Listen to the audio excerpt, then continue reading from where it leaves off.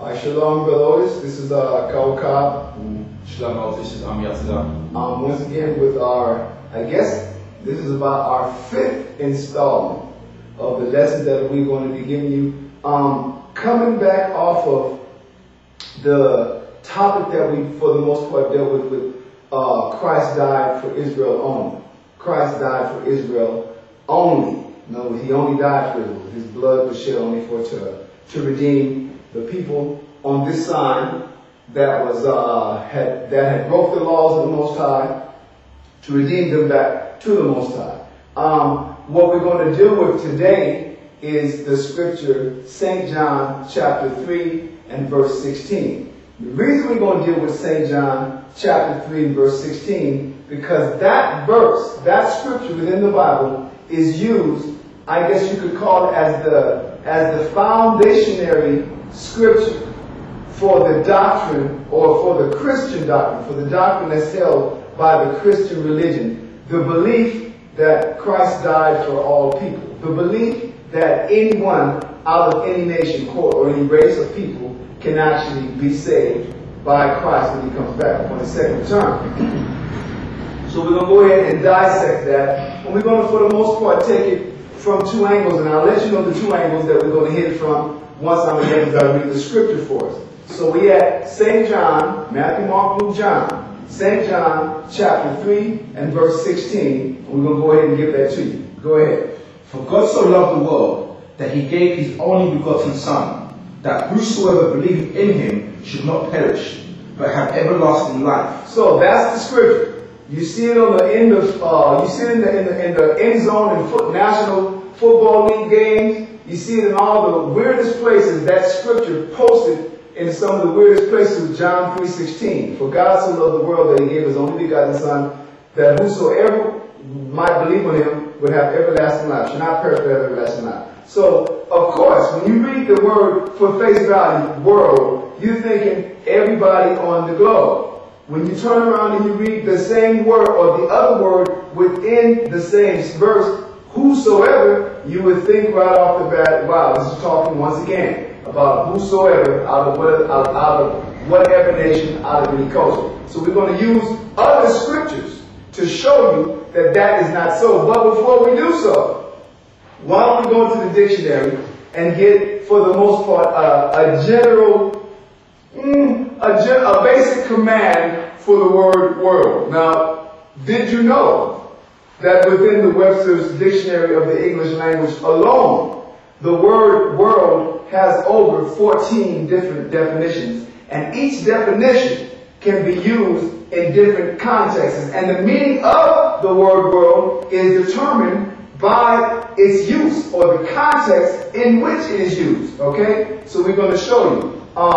We got the dictionary. Go ahead and just start from the top, read some of these definitions. Okay.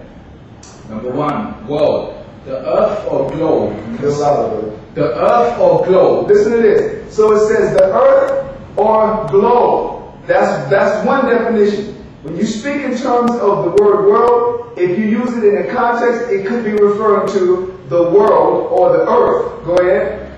The earth or globe. The earth or globe. Considered as a planet. Continue. Considered as a planet. That's one definition. Go ahead. 2. A particular division of the earth. Listen to this. When you say world, you could be talking about a particular division of the earth. And what I would like you to do while you read, if it comes with any examples for the different definitions that have, read them also. Okay? Go ahead. Read it again. Read that second one again. 2. A particular division of the earth. For example, the New World. Listen to this. A particular division of the earth. And then it gives an example as the New World. Does it give any more examples? No. Okay, so it gives the example of the New World. But when we say the New World, what are we really referring to? We're referring to what it is geographers, historians refer to as the Americas. So that means when we say the New World, then there's something that we're speaking in contrast to, and that is the Old World. What would the Old World be considered? The Old World literally would be considered Europe, Asia, and Africa. Okay, Asia being, today the areas for the most part from Turkey, which is Asia Minor, on down into the area that's known as Iraq, the land of Israel, Syria, Jordan, on, that's the Middle East, and on toward Asia, the Far East. Russia is considered Asia. You got Afghanistan, Pakistan, and moving on toward India. That region is considered Central Asia. And then you move on toward India and China, which is considered the Far East, East Asia. All right, you got Vietnam, you got Cambodia, you got Laos, that's considered Southeast Asia. In other words, all of that whole area, Europe, Asia, and Africa is referred to historically as the Old World. So like this second definition said that the term world could be used to describe a particular portion. Read that again. A particular division of the earth. A particular division of the earth. Go ahead. For example, the New World. And use the New World, which we know are the Americas and all the islands adjacent. Go ahead. Number 3. The earth with its inhabitants. Listen to this. When you say world, you could be referring to the earth and its inhabitants. And this is the funny thing. Our job is to find out, using the scriptures, which term or which use is the scripture referring to in any case that it is used.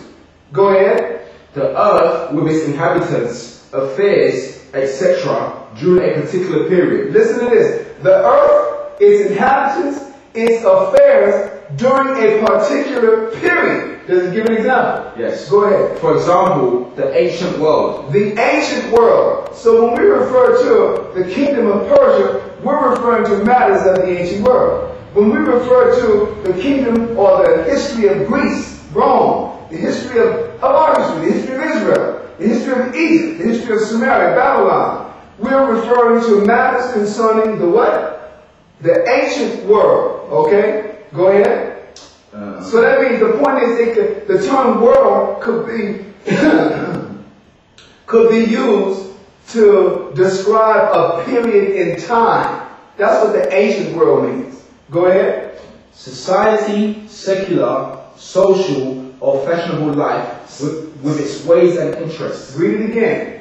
Society, secular. Secular is a term, comes from Latin, secular, which means world. Go ahead. Social, or fashionable life with its ways and interests. So you could be saying, oh, I'm not into that. That stuff that's of the world. You're talking about, generally speaking. Does it give an example? Yes. What does it say? For example, he withdrew from the world to practice his art. He withdrew from the world. In other words, he withdrew from, quote, social life. He withdrew from social interaction. He withdrew from the things that are common in this world to go pursue his particular interest. In this example's case, being art. Go ahead. A particular class of mankind. Listen to this. The term world could be used to describe a particular class of mankind. Go ahead. With common interests, aims, etc. With common interests, aims, and it says etc. Meaning moving on. Go ahead. For example, the fashionable world. The fashionable world. That's people that's into, every let's say it's springtime, there's a certain what you're supposed to wear. There's summer rolls around, there's a whole other fashion for summer. There are people that are into that. You got models that deal with that type of stuff. You have designers and that's their thing. They're in the fashion world. Go ahead. Any sphere, realm, or domain with all pertaining to it. Listen to this. Any sphere means realm, any area. Any sphere, go ahead. Realm, or domain, with all pertaining to it. With all or everything that pertains to it, that could be considered a world. Does it give an example? Go ahead. For example, woman's world. The woman's world. What would the woman's world be considered? Part of it would be fashion. Part of it would be, whatever. Who the hell knows what women consider their world these days? I'm getting ready to go the traditional route and say babies and home and kitchen. You know what I'm saying? But the point is, it shows you that they have their own particular activities and things that are for them, and that is considered the woman's world. Go ahead. The world of dreams. The world of dreams. You could talk about a man's world. You would say automobiles, sports cars, sports itself, bikini-clad women. Things. That's what things meant. Men in the world. That would be a man's world. A man's world will consist of that. A refrigerator full of beer. You know what I'm saying? Cable TV with all the sports channels.